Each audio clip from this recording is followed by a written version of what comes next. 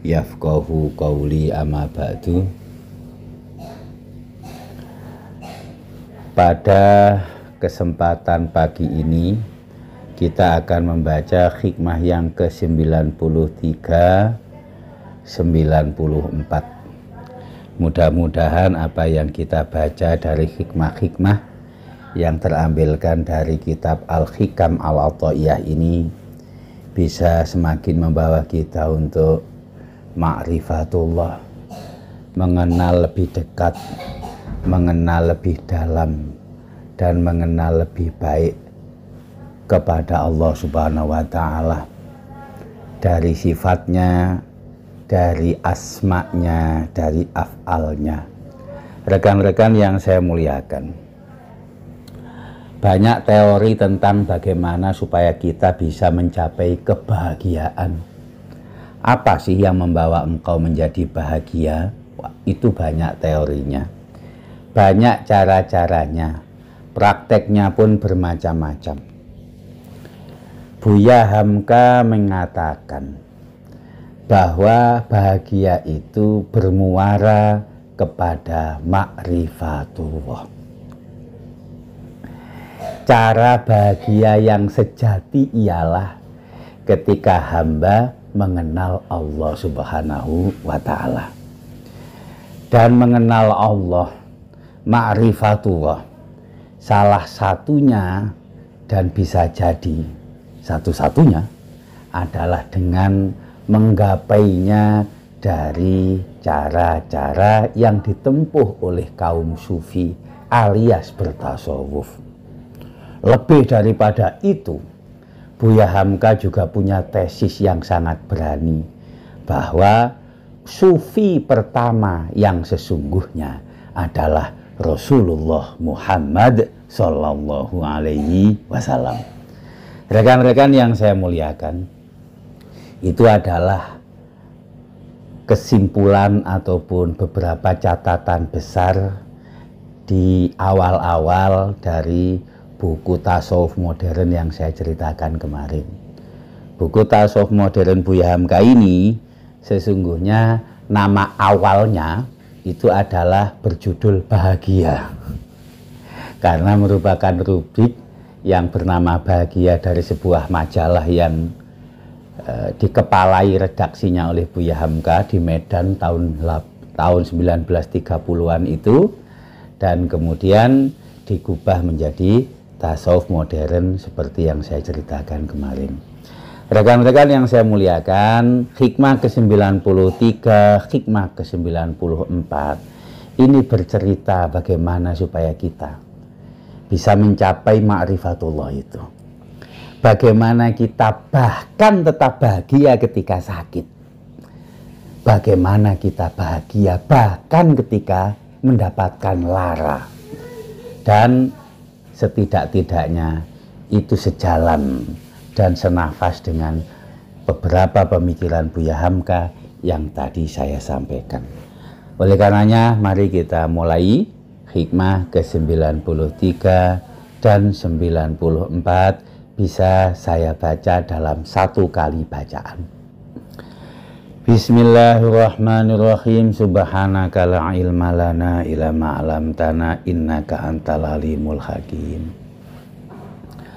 Qala al-musannifu Ibnu Athaillah Sakandari. Mata a'taka ashhadaka birahu wa mata mana'aka ashhadaka qahrahu. Fahuwa fi kulli dzalika muta'arifun ilaika wa muqbilun biwujudil lutfihi alaika. Hikmah ke-93. 94 kita baca juga. Innama yu'limuka al-man'u li'adami fahmika anillahi fihi. Terjemahnya, mata a'toka ashadaka birahu. Saat Allah memberimu, Dia menunjukkanmu akan kebaikannya. Wa mata mana'aka ashadaka kohrohu. Saat Allah menghalangimu, engkau enggak mendapatkan apa yang kau ingini. Ashadaka kohrohu. Allah menunjukkan maha perkasanya ia. Fahuwa fi kulli dzalika, dan Allah dalam setiap situasi itu, baik man'u maupun ato, baik memberi maupun menghalangi, itu muta'arifun ilaika, membuka peluang ma'rifatnya kepadamu. Wa mukbilun biwujudi lutfihi alaika, dan memberimu dengan adanya sifat kelembutannya atasmu, mendatangkanmu dengan adanya sifat kelembutannya atasmu.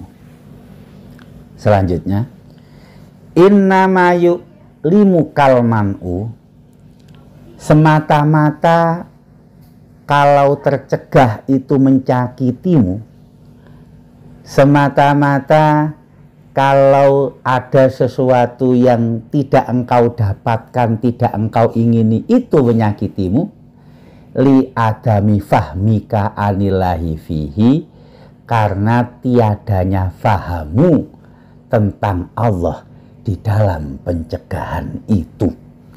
Rekan-rekan yang saya muliakan, itu terjemah hikmah ke-93 dan 94. Mari kita berdalam bersama-sama. Mata toka ashadaka birohu, wa mata mana'aka ashadaka kohrohu. Dalam kehidupan kita yang sebentar dan sementara, dalam hidup di dunia yang pasti binasa dan pasti fana, ini pasti kita alami semua. Pasti akan didapati oleh manusia, yaitu atok dan man'u, yaitu karunia dan lara, yaitu keinginan yang terkabul atau keinginan yang tidak tercapai. Apa yang biasanya sesuai dengan standar kemanusiaan hidup di dunia namanya atok, karunia, pemberian Allah, duit banyak, perut selalu kenyang oleh makanan enak, kehormatan dan jabatan tercapai, sehat, nggak pernah sakit, hidupnya seneng terus, itu atok. Ketika Allah memberikanmu atok, ketika Allah memberikanmu berbagai apa yang engkau ingini di dunia sesuai dengan kehendakmu, sesuai dengan minat dan hasratmu, yang perlu engkau perhatikan bukan soal apa yang engkau dapatkan itu, bukan soal senengmu, enakmu, nyamanmu, bahagiamu, gembiramu, bukan itu. Tapi ashadaka birohu. Dalam keadaan seperti itu, hakikat yang sebenarnya yang mesti engkau pahami adalah Allah sedang menunjukkan sisi kebaikan yang Dia kehendaki kepadamu, sisi indah yang Dia berikan kepadamu. Sebaliknya, wa mata mana'aka ashadaka kohrohu. Saat Allah mencegahmu, engkau sakit padahal inginnya kan sehat, engkau duit nggak punya, kurang duitmu padahal inginmu kan duitmu banyak, inginnya kaya raya, engkau kok hidupnya ini nggak sesuai dengan inginmu, orang inginnya itu bahagia, ini kok susah terus, inginnya dihormati orang, inginnya mendapatkan nama baik, ini namanya lagi jatuh-jatuhnya, citra lagi buruk, nggak ada orang yang menghormati, malah banyak yang menghina dirimu. Dalam situasi itu, engkau jangan berhenti terhadap kehinaan sementara yang engkau alami, kesusahan yang sedang engkau alami. bukan dengan keinginanmu yang tidak dan belum tercapai itu, tapi ashadaka kohrohu. Engkau harus mengerti di saat itu Allah sedang menunjukkan kepadamu apa yang disebut dengan kohrohu, yaitu maha perkasanya Ia. Rekan-rekan yang saya muliakan, dalam dunia sufi, ketika engkau mendapati kebaikan-kebaikan dalam hidupmu, kebaikan dunia maksudnya, itu engkau mesti mengerti akan sifat jamalnya. Ketika engkau terhalangi dari kebaikan yang engkau ingini di dunia, engkau mesti mengenal Allah dengan sifat jalalnya. Mata a'toka ashadaka birahu, Allah sedang memperlihatkan jamaliyahnya. Wa mata mana'aka ashadaka kohrohu, Allah sedang memperlihatkan kepadamu jalalnya. Allah jalil, tapi Allah jamil. Allah punya satu apa yang disebut dalam asma'nya sebagai jamil berdasarkan jalaliyah, dan Allah punya jamil yaitu dari jamaliyah. Ada jamal, ada jalal. Karena Allah itu jamil, Allah itu jalil. Dalam Asmaul Husna, jalilnya Allah kita kenal dengan Dzul Jalali wal Ikram. Asmaul Husna yang bernama Jamil itu tidak ditemui dalam Al-Quran. Asmaul Husna yang bernama Jamil itu dasarnya adalah hadis Rasulullah Muhammad Sallallahu Alaihi Wasallam. Rasulullah bersabda bahwa Allahu jamilun yuhibbul jamal.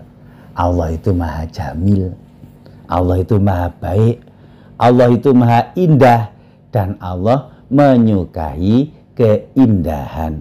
Jadi ternyata ada Asmaul Husna yang tidak tersebutkan secara langsung dalam Al-Quran, namun berdasarkan hadis Rasulullah Muhammad SAW, yaitu nama Allah yang mulia Jamil. Loh, itu kan di Al-Quran ada itu Jamil, fasbir sobron jamila, fasobrun jamil, fasfahis sofhal jamil, tapi itu tidak mengindikasikan dan tidak merujuk kepada Asmaul Husna. Rekan-rekan yang saya muliakan, dalam makna jamil dan dalam makna jalil, disitulah mestinya kita mengerti akan berbagai asma Allah yang ada dalam zatnya yang mesti kita kenali dalam kehidupan kita. Mau sakit, mau sehat, mau kaya, mau miskin, mau mendapatkan kesenangan dan kesusahan. Orang mukmin tidak berhenti dalam kesusahan dan kesenangan. Tidak hanya memaknai sehat dan sakit, tidak berhenti di dalam kaya dan miskin yang ada dalam hidupnya, tetapi yang paling penting adalah bagaimana mengenal asma'ullah dalam kehidupannya yang berbeda-beda itu. At-taqallubat litarif wal ibadat litasrif, kata Syekh Ahmad Zarruq. Berbagai macam-macam keadaan kehidupan dunia yang menghampirimu itu agar engkau mengenal Allah. Dan berbagai ibadah-ibadah yang engkau lakukan itu adalah berbagai teknis-teknis yang bisa engkau tempuh untuk mengenalnya. Oleh karenanya Syekh Ibnu Athaillah Sakandari kemudian beliau meneruskan apa? Fahuwa fi kulli dzalika muta'arifun ilaika. Baik dalam man'u dan ato, baik dalam kebaikan dan ketidakbaikan yang ada dalam kehidupanmu, masing-masing muta'arifun ilaika. Allah membuka peluang ma'rifatnya kepadamu. Allah membuka agar engkau makin mengenalnya, agar engkau makrifat kepada Allah. Makrifat kepada Allah bisa engkau tempuh dalam keadaan senang, bisa engkau tempuh dalam keadaan susah. Orang sakit bisa makrifat Allah, orang sehat bisa makrifat Allah. Tidak penting sehat dan sakitnya, yang penting makrifatnya. Loh, itu juga yang pernah dikatakan oleh Buya Hamka dalam berbagai lembaran-lembaran buku beliau. Wa muqbilun biwujudi lutfihi alaika. Dan Allah dalam setiap man'u dan atau dalam karunia yang ia berikan ataupun dalam kesusahan yang sebagai cobaan atasmu, itu sama-sama mubilun biwujudi lutfihi alaika, menunjukkan sisi lembutnya Allah, menunjukkan makna dari asmaul husnanya, yaitu latif, yang berarti dia maha lembut kepadamu. Kelembutannya bukan berlaku ketika engkau senang, bahkan ketika ada kesusahan yang kau dapati.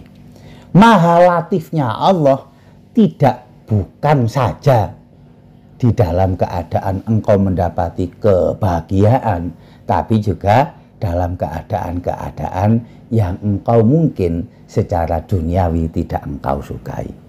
Rekan-rekan yang saya muliakan, Rasulullah Muhammad SAW dalam hadis sahih, dan hadis ini diriwayatkan oleh Imam Muslim dari Abi Yahya Suhaib bin Sinan. Suhaib yang dipuji-puji Allah dalam surat Al-Baqarah yang kita ceritakan pada pertemuan kemarin. Suhaib yang dipuji-puji oleh Rasulullah dan oleh sahabat. Ini hadisnya beliau yang meriwayatkan. An Abi Yahya Suhaib bin Sinan radhiyallahu an. Hadis ini terkenal sekali. Qala Rasulullah, ajaban li amril mu'min. Sungguh luar biasa, ajaib, sungguh sangat hebat. Apa yang menjadi keadaan orang mukmin? Inna amrohu kullahu lahu khair. Setiap apapun keadaannya, setiap perkara yang didapatinya, setiap hal yang ada dalam kehidupannya itu khair, baik, kata Nabi Muhammad. Walaisa dzalika li ahadin illa lil mu'min. Dan ini hanya terjadi kepada orang mukmin saja.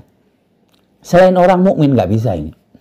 Hanya orang yang beriman sejati saja. Selain orang beriman nggak bisa. In asobatu syarra'u syakaro fakana khairalahu. Kalau ia mendapati kesenangan, dia bersyukur, maka itu kebaikan. Wa in asobatu dharra'u sabara. Kalau dia tertimpa oleh keburukan, oleh kesulitan, maka sabara, dia sabar, fakana khairalahu, dan dia bersyukur, itu pun dia bersabar, dan itu pun kebaikan. Loh, mau senang mau susah baik, mau senang mau susah, semuanya bagi orang mukmin itu sama-sama kebaikan. Ketika senang syukur, ketika susah sabar. Sabar dan susah sama-sama baik. Susah dan sabar sama-sama sesuatu kebaikan. Berarti kesimpulannya apa? Susah dan senang sama-sama baik. Karena dihadirkan oleh Allah yang maha baik. Rekan-rekan yang saya muliakan, ini sesungguhnya adalah prinsip orang mukmin. Lebih khusus dalam dunia tasawuf, apa yang mesti dipahami oleh orang yang sufi. Dalam kebaikan duniawi, dalam keburukan duniawi, bukan berhenti di situ. Sakit bisa sabar, sehat bisa syukur. Syukur dan sabar sama-sama kebaikan. Loh, jadi apa bedanya? Gitu. Rekan-rekan yang saya muliakan, mesti dipahami ada jamal, ada jalal. Dan muaranya adalah Allah itu maha latif. Allah punya kelembutan. Allah mempunyai lutfi, yaitu lutfiyah yang dihadirkan di setiap apapun yang engkau dapati. Rekan-rekan yang saya muliakan, latifnya Allah, Allah maha latif, itu biasanya kita artikan sebagai Allah maha lembut. Kelembutan yang tidak banyak dan biasanya tidak bisa dimengerti oleh kebanyakan orang. Sehingga Allah mengatakan apa dalam Al-An'am 103? La tudrikuhul absor wa huwa yudrikul absor wa huwal latiful khabir. Allah itu tidak bisa untuk dilihat, tapi Allah bisa melihat apa saja. Wa huwal latiful khabir, dan Allah itu maha latif. Lah, maha latifnya ini yang tidak sembarang orang mampu untuk mencapai kemampuan diri untuk memahaminya. Tentang la tudrikul absor wa huwa yudrikul absor tidak sesederhana terjemahnya ya. Ini maknanya sangat luas. Tapi fokus kita kepada wa huwal latiful khabir. Ketika Allah menjelaskan tentang asmaul husnanya yang latif, kalau Allah sedang memfirmankan latif dalam Al-Quran, itu indikasinya adalah tentang penciptaan, tentang situasi yang dihadapi orang, tentang bagaimana rizki yang dia berikan kepada hambanya, bagaimana sesuatu yang kadang-kadang bisa memalingkan kita berhenti hanya kepada apa yang dia berikan, tidak menggapai kepada Dia yang maha pemberi. Oleh karenanya latif itu apa maknanya? Allah maha lembut. Kelembutan-kelembutan namanya saja lembut, itu kan sulit ditemui. Yang bisa menemui orang, yang bisa menemui, bisa memaknai, bisa mengambil hikmah daripada makna yang latif, itu adalah hanya mereka yang punya kepekaan batin sebagai orang mukmin. Maka kalau kita artikan latif ya, itu artinya apa? Coba kita buka dalam beberapa penjelasan Asmaul Husna.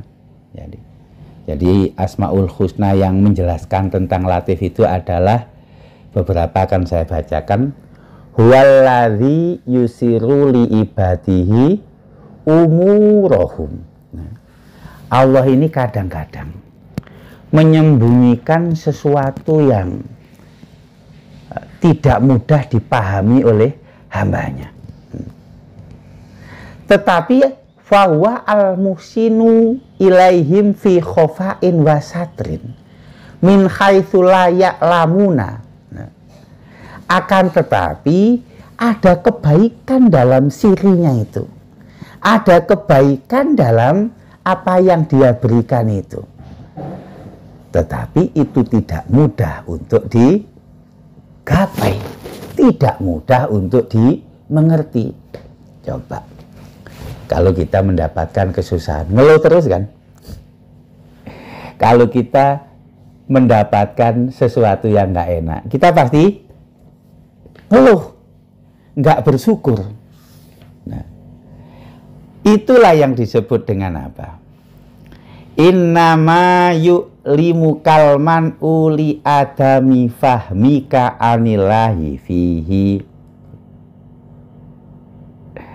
Orang masih juga tersakiti oleh apa yang menimpanya dari ketidakinginannya yang dia ingini nggak tercapai. Itu karena tidak paham tentang secara khusus lutfinya Allah di dalamnya, latifnya Allah di dalamnya. Tentang secara umum, ya dia tidak mengenal Allah. Fal yang dur ayyuha azkato amang fal yaktikum birizkim min wal yalataf wala yushironna bikum ahada. Dalam Al-Kahfi 19 menceritakan tentang apa? Ashabul Kahfi. Fal yang dur ayyuha azkato amang fal yaktikum birizkim min wal yalataf wala yushironna bikum ahada. Itu wal ya talatof itu kan katanya itu betul-betul tengah-tengahnya Al-Quran itu. Betul-betul tengah-tengahnya Al-Quran.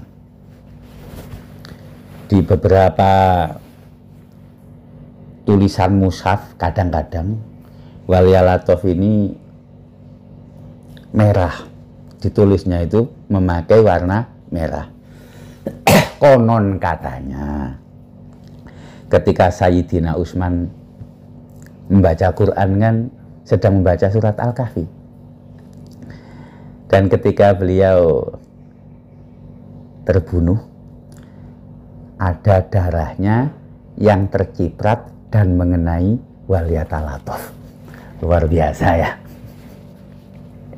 dalam keadaan seperti itu darahnya mengenai wal yatalatof, sehingga merah jadinya tulisannya itu. Coba perhatikan, ini maknanya adalah syiri. Wala yushironna bikum ahada. Tidak merasa.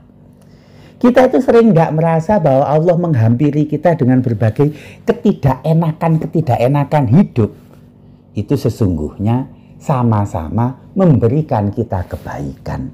Karena apa? Kebaikan bisa digapai dari ketika kita susah, ketika kita senang, ketika kita bahagia, ketika kita lara. Kan sama-sama kebaikan. Apa bedanya? Begitu. Rekan-rekan yang saya muliakan, Buya Hamka seingat saya pernah bercerita seperti ini. Kakimu kenapa aku sakit? Ya sakit. Kamu ingin kenapa aku kakimu? Ya pasti tidak ingin. Bisa marah? Bisa. Wow. Ya orang seperti saya kalau kenapa aku ya yang pertama terucapkan bukan Allah. Tapi kan ya entah itu nama binatang, entah itu nama yang cakcuk ya kan, itu kalau kenapa aku pertama kan tidak ingat Allah. Tapi kayak kata Buya Hamka, kakimu terkena aku. Tapi kalau engkau sadar di situ ada kuasa Allah, di situ berarti Allah sedang kohru. Allah sedang memperlihatkan jalalnya. Dan di situ tetap ada lutfinya Allah. Lah ketika engkau sabar, ketika engkau langsung ingat Allah, ketika engkau langsung menyadari akan kuasa Allah, lah itu pahala. Itu kebaikan yang bisa engkau capai bahkan ketika kakimu terkena paku. Itu contoh kecil yang bisa kita kembangkan kemana-mana. Oleh karenanya rekan-rekan yang saya muliakan, bukan soal sakitnya, bukan soal sehatnya, bukan soal senang bahagia atau susah dan duka lara, tapi yang paling penting bagaimana kita bisa untuk mendapati muta'arifun ilaika. Oh ternyata Allah berkehendak membuka berbagai pintu-pintu untuk engkau makrifat kepadanya dengan berbagai cara, dengan banyak pintu, bukan hanya satu pintu. Dengan demikian, yang perlu engkau pinta kepada Allah sesungguhnya itu ya bukan apa-apa yang engkau ingini saja, tetapi lebih penting dari itu adalah apa-apa yang engkau capai dari inginmu atau ketidakinginmu. Lah kira-kira begitu. Ini adalah bagaimana kita memanifestasikan Asmaul Husna dalam kehidupan kita. Dalam hikmah ke-93-94, ini agar kita selalu menjangkau apapun yang terjadi, maknai sehingga mengantarkanmu untuk memahami Asmaul Husnanya Allah. Asmaul Husnanya Allah pasti baik. Termasuk apa? Qoharnya Allah itu baik. Asmaul Husna, namanya saja Asmaul Husna, yaitu nama-nama yang baik. Engkau sengsara, itu kan dari qoharnya Allah. Engkau lagi tertimpa oleh suatu masalah yang bertubi-tubi sehingga engkau berkesusahan, itu kan Allah menampakkan jalalnya kepadamu, karena dia Dzul Jalali wal Ikram. Baik Qohar maupun Dzul Jalali wal Ikram, Allah yang maha perkasa, dia maha memaksa, apa kehendaknya tidak bisa tertolak. Itu baik atau tidak? Baik. Orang dia jelas-jelas Asmaul Husna. Lah kita kok bisa menanggapinya buruk? Kenapa menanggapinya buruk? Karena adami fahmika anillahi fihi. Kita tidak paham tentang Allah. Kita tidak paham tentang husnanya Allah. Kita paham Allah itu Qohar. Kita paham Allah itu Jalal. Tapi kita tidak paham husnanya. Rekan-rekan yang saya muliakan, ini menarik ini. Ini saya diberitahu Gus Bruri ya. Dalam Al-Quran, Allah menyebut asma itu 5 kali. Allah menyebut asma itu 5 kali. Dari 5 kali itu Allah menjadikan asma dengan husna itu 4 kali. Jadi Allah menyebut asma itu 5 kali. Dan kemudian Allah menggandeng atau menjadikan asma nyambung dengan Asmaul Husna itu 4 kali. Asmaul Husna Allah sebut dalam Al-Hasr 24, dalam Toha 8, dalam Isra berapa ini? Dalam Isra 110 dan dalam Al-A'raf 180. Allah menyebut Asmaul Husna, nama-namanya yang baik, nama-namanya yang mulia itu 4 kali. Dan Allah menyebutkan asma itu sekali dalam Al-Baqarah 31 ketika menceritakan tentang peristiwa Nabi Adam. Wa 'allama Adamal asma'a kullaha. Paham maksudnya? Allah langsung mengajari Adam al-asma, asma. Lah ini asma apa ini? Kan kita selama ini cuman yang menyebabkan Adam mendapatkan kemuliaan itu adalah ilmu, gitu kan? Dan itu yang mengharuskan para malaikat yang mulia sampai-sampai bersujud kepada Nabi Adam yang penciptaannya hanya dari tanah. Oh, kita kan sering mengartikan itu. Nah ini asma apa ini? Mestinya ini adalah Asmaul Husna. Karena dijelaskan oleh Allah dalam ayat-ayat lainnya. Artinya apa? Kalau boleh dikatakan dengan kesimpulan, tentu saja kesimpulan ini kesimpulan yang mendadak dan kesimpulan yang kita ambil secara tiba-tiba. Kemuliaan dari manusia seperti dicapai oleh Nabi Adam yang seharusnya kita miliki adalah ketika kita mengerti tentang Asmaul Husna. Ketika kita selalu memahami dan mengimplementasikan Asmaul Husna, at-takhalluk bi asma'illah. Karena Nabi Adam yang mendapatkan kemuliaan sampai para malaikat sujud kepadanya. Itu sesungguhnya adalah asma yang Allah beritahukan kepada Nabi Adam. Yang Allah ajarkan kepada Nabi Adam adalah tentang asmaul husnanya. Oleh karena itu, dalam setiap kehidupan ini, tentang apapun, mari kita selalu mencoba untuk mengerti tentang Allah. Dan itu namanya ma'rifatullah. Dan kita salah satunya, cara makrifat kepada Allah adalah dengan cara selalu at-takhalluq bi asma'illah. Memahami asma-asma Allah yang semuanya itu husna. Yang semuanya itu baik. Dan itulah yang sering kami katakan. Mengenal Allah, ma'rifatullah. Ya, dari asma'nya. Itu memang, ya mohon maaf ya, itu adalah jalan yang paling rendah. Karena tentu saja orang yang lebih tinggi lagi mengenal dan ma'rifatullah dari af'alnya, dan lebih tinggi lagi adalah mengenalnya langsung melalui zatnya.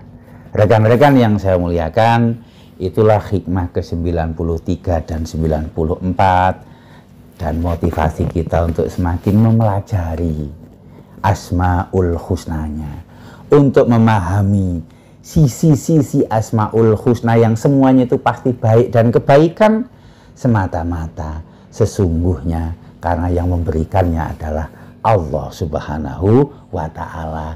Allah yang maha baik, Allah yang pasti memberikan kita kebaikan. Mudah-mudahan kita tidak terkecoh dengan keburukan-keburukan fana yang itu seharusnya mengantarkan kita kepada makrifat kepadanya. Kurang, khilaf dan salahnya saya mohon maaf. Al-afa minkum, ihdinas siratal mustaqim. Kebaikan semata-mata dari Allah, keburukan dan kesalahan semata-mata diri saya yang sangat lemah dan terbatas ini. Assalamualaikum warahmatullahi wabarakatuh.